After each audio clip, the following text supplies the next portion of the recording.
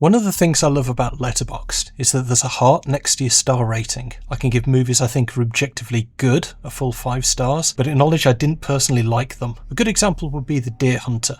Harrowing story of friendship and trauma, great performances and direction, 5 stars, no question. Thing is, I never want to watch it again, partly because it's a miserable time, and also because it's a full 3 hours long. First Blood, on the other hand, has similar themes of PTSD and how America failed returning Vietnam veterans, but it kicks ass and is literally half the runtime of The Deer Hunter. Don't push it. Don't push it, I'll give you a war you won't believe. It's a 3-star movie, 4 if you're generous, but I've seen it a dozen times. Big ol' heart next to that rating. I've been thinking about whether a movie can be a guilty pleasure or not, and the answer is more complicated than I was expecting. To me, there's a few kinds of bad movies. The first is the real 1-star failure, something like The Room, Troll 2 or Plan 9 from Outer Space. Just true incompetence at every level, but entertaining to watch because of it. I've always considered making fun of these movies to be kind of cruel. They're made by people who didn't have a talent for it, but they put hard work into something they were passionate about. Ed Wood and Tommy Wiseau both made bad movies, but not for lack of trying.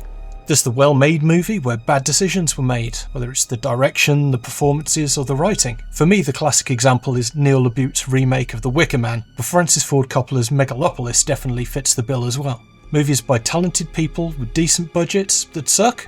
Those I will absolutely take the piss out of. But sometimes there's the guilty pleasure, a movie that isn't necessarily good, but that you love. Maybe it's nostalgia and the movie has an association with a time and place you want to revisit. Maybe it's an easy watch to settle on when you're bored of scrolling through endless thumbnails on Netflix.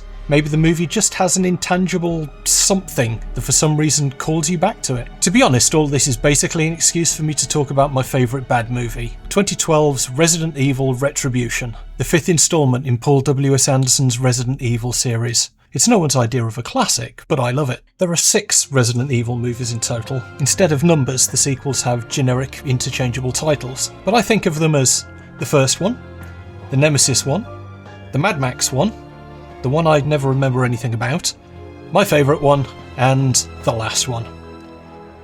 First thing, I really miss the lost art of title sequences, that scene-setting space at the cinema between the trailers and the actual movie, a chance to set a mood for what's to come. David Fincher has title sequences that are almost as well known as the movies themselves, and the one for the girl with the dragon tattoo still haunts me. A lot of movies just drop you straight in, like they don't trust their audience to have an attention span longer than 30 seconds, or fear that they'll hit the back button and pick something else from that mass of Netflix thumbnails. Why is this one backwards?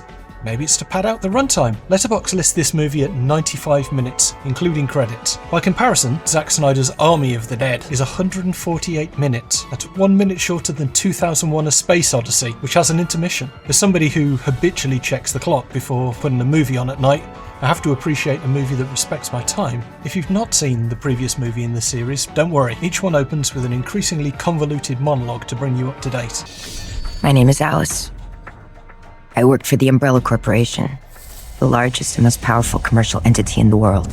As heavy-handed as this is, I can forgive it in an era of extended universes and tangled continuities. I won't be the first person to complain about how Marvel sequels and TV shows have all started to feel like homework. Captain America Brave New World was just released, and the plot asks you to have seen 2 other movies, one of which came out 17 years ago, and a Disney Plus series. Not a problem with Resident Evil, although by the time we get to Retribution, that monologue is almost 3 minutes long. Some of them pick up immediately after the previous one, others have pretty large time jumps. I'm under no illusions that Paul W.S. Anderson might have had any idea what the next movie would be when he finished each one though. The series is more like an improv comedy sketch. I've heard this mess of a plot described as being full of retcons or retroactive continuity, but I disagree with that. At no point do these movies actually contradict what happened before. Nothing's written off as a dream. There are no sudden excuses to bring a character back from the dead. Unlike some fiction, Call of Duty, I'm looking at you. Heard you died in a tank in South America. Well, I wasn't in that tank. Even though the ever-increasing clones become a ridiculous story crutch, once a character dies, they stay dead. The Umbrella Corporation's endless supply of clones is how they explain the return of Michelle Rodriguez, despite her original character being very much dead at the end of the first movie, having been repeatedly bitten, returning as a zombie, and then shot in the head. Here she plays not 1, but 2 clones of her original character, both of whom die. For this achievement, I'd like to award her the inaugural Sean Bean Award for commitment to on-screen deaths. The cloning also extends to our heroine, Alice. Now that the title sequence is finally over and we've sat through our previously on Resident Evil catch-up, it's time to cut to something completely unrelated to any of that, where a nice suburban Alice clone is living a nice suburban life. This doesn't last long though, as breakfast is rudely interrupted by a ravening zombie horde. So clone Alice and her cute moppet clone daughter run for their lives and find themselves in the middle of Zack Snyder's Dawn of the Dead remake. Meanwhile, Jason Bourne, actual Alice, wakes up in a very brightly lit Umbrella-themed cell. We may be in a zombie apocalypse, but Umbrella still knows the value of a recognisable brand, so get used to seeing their logo everywhere, even on the oddly impractical outfit Alice has finally provided. While this costume choice makes little practical sense, it certainly does when selling this movie on its posters. I've also noticed that it bears more than a passing resemblance to the outfit worn by Regina in the Dino Crisis series, another Capcom survival horror from the early PlayStation era. Alice's costume changes are a handy way of distinguishing one movie from another, unlike a certain other franchise I could mention. As well as other movies and games, this series references other scenes from previous Resident Evil movies. Extinction recreates the original movie as Umbrella tests Alice clones, and in Retribution, Alice escapes into the Tokyo sequence from Afterlife, which is odd to say the least. After grabbing a bike chain as a weapon, we get the best fight scene in the movie, as Alice uses said chain on a mob of zombies like a cross between Trinity and Gogo Yubari. I also need to acknowledge the soundtrack to this movie absolutely slaps.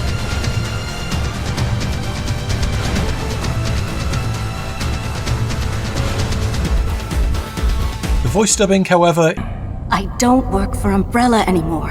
Li Bingbing makes her an entrance as Ada Wong, and yikes. Apparently her real accent was too strong for audiences, so all of Ada's dialogue is dubbed. On the plus side, she's voiced by Sally Cahill, Ada's voice actress from the games. The plots of these movies bear less and less resemblance to those of the games as the series go on, but they always add elements that are surprisingly accurate, like Ada's outfit from Resident Evil 2. I really like this, as the worst movie, Apocalypse, was a fairly faithful adaptation of Resident Evil 3 Nemesis, and just look how they massacred my boy. From that point on, the movies tread their own path, cherry-picking the best creatures and antagonists from the games as they go. It's a bit of a tightrope walk, being faithful enough to the games without just recreating something a large part of the audience has already played through, or reducing it to simple key-jangling references for them to make the DiCaprio pointing meme at. For comparison, look at the reboots that followed.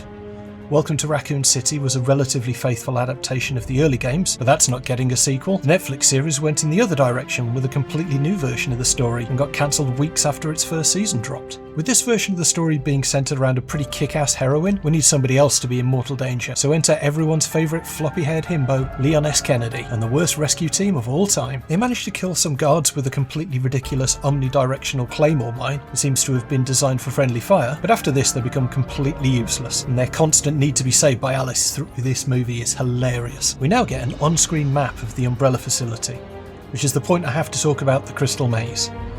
For those that aren't familiar with it because they're not British or are under 40, the Crystal Maze was a 90s game show. A team of contestants were led around a series of escape rooms containing small games of skill. Fail to complete them within the time limit and you're locked in. It's sort of like Saw, but with the cheery enthusiasm of Great British Bake Off. The games were split into 4 themed zones, and when the teams moved from one zone to another, we were shown a 3D map as a transition. And this is the key. The Rosetta Stone for Paul W.S. Anderson movies. If you've seen a Resident Evil movie before, it should be immediately familiar. Anderson used this device in the first film to show characters moving from one area of the hive to another, to give the impression that all of the sets were part of one huge underground complex. It was effective, so he used it for the underground pyramid in his next film, Alien vs Predator. In that movie, the entire setting was a giant maze, constantly reconfiguring itself. He used it again for the underground lab in the opening scenes of Resident Evil Afterlife, and now the underwater facility in Retribution. The map in this movie is even broken down into theme zones, just like the Crystal Maze. I almost wait for Richard O'Brien to leap out and start leading the characters to the next plot point. Here's the Times Square zone, where there seems to be enough product placement to cover most of the budget, and then onto the Red Square zone. Why do all the zombies look like they were killed defending Stalingrad in World War II?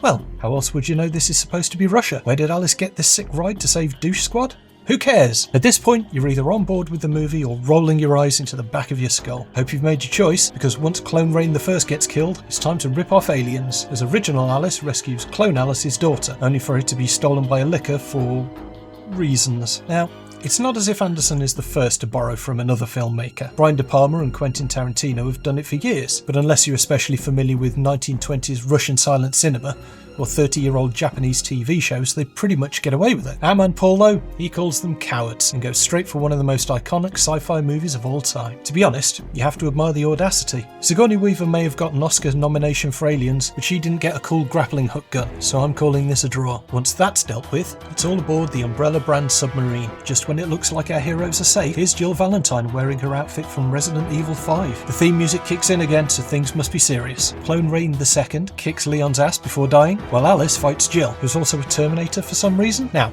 I'll be the first to admit, this scene is a little male-gazy. On the other hand, this movie, and the others in the series, all passed the Bechdel test pretty easily. For those who've not heard of it, the Bechdel test asks, does this movie have two women sharing a scene where they talk about something other than a man? It's pretty simple, but the failure rate is higher than you'd think, since the Resident Evil movies have a large cast of female characters, and the dialogue mostly consists of Run. and You're all going to die down here. and What is this place and why is everything in Russian? And what's with the S&M? Get up. they pass the test every time. Meanwhile, back on the ice, Alice has played enough video games to know to go for the glowing weak point, so we're all friends again. Now we need our cliffhanger ending. Here's Big Al Wesker, who set up shop in the White House for some reason. We end on the traditional pullback shot as Wesker tells us this is humanity's last stand. Excited to see that next time? Well, don't be, because we're skipping straight past it in the next movie. Look, at no point am I going to argue that this is a good movie, but it is a fun one. I struggle to bring myself to give it 3 stars, but the action scenes are genuinely good, and seeing zombies get mown down by the truckload never gets old. It steals from other, better movies, but it's just about self-aware enough to get away with it. I watch it at least once a year, and it's a blast every time. Those 3 stars on Letterboxd, there's a big old heart next to them, and I don't feel bad about it.